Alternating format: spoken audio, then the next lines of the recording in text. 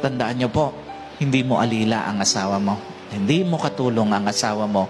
Ang sinabi ng Panginoon, kakumpletuhan mo ang asawa mo. Kasi hindi sila binigay ng Panginoon para alipinin mo.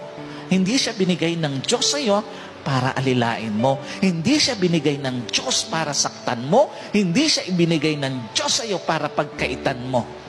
Ibinigay siya ng Diyos para sa kakumpletuhan mo.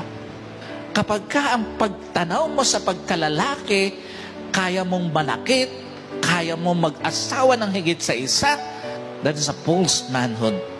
Hindi totoo ang pagkalalaki yon.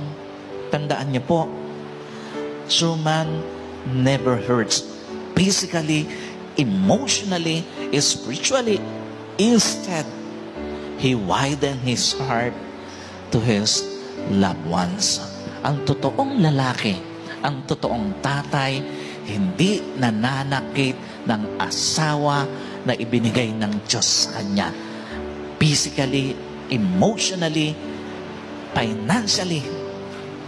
Kapag ka ang isa sa mga aspetong ito, ginagawa ng lalaki sa kanyang asawa, hindi ka tunay na lalaki.